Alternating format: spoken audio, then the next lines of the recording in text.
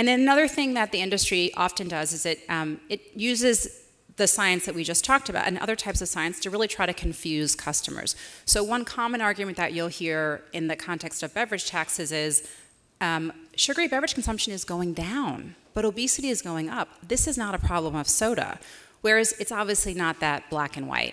And other arguments like, well, if you put a sugary beverage tax in place, you're going to drive a whole lot of businesses. You're going to close a whole lot of businesses, which has been a very powerful argument that has been used against beverage taxes, despite the fact there is empirical evidence which suggests that it's not the case.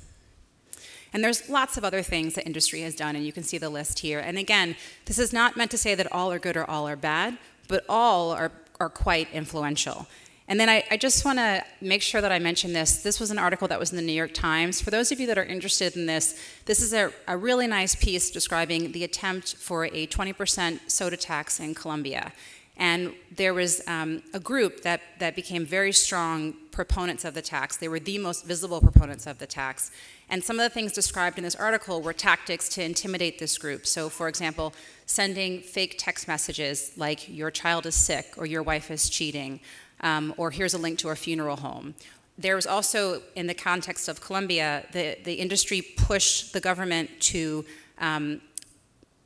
threaten a fine on this organization if they came out with new evidence. They also produced commercials, which were then pulled off the air by the government. So it's a really interesting article about how the industry can exert a very strong influence on the role of policymaking.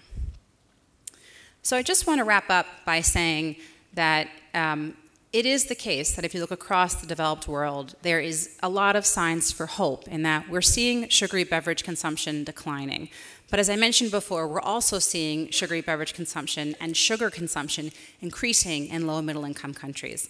And as we see sales decrease in these higher income countries, we're going to see efforts to recoup that revenue elsewhere in the world. And that is the piece that is very problematic, because if the levels elsewhere in the world for diabetes, for obesity, driven by increased sugar, if they get to where we are now, it could really cripple the economies of some of these low and middle income countries. And I think going forward, sort of what should we expect? We should expect that the sugar industry is going to continue to use tactics that were used effectively by tobacco, that were used by the gun lobby. And it really puts a lot of responsibility on public health to harness resources, to speak in one voice, and to try to do as much as we can to provide the empirical evidence that is going to help influence the future policies that may come forward. So I'll stop there. Thank you.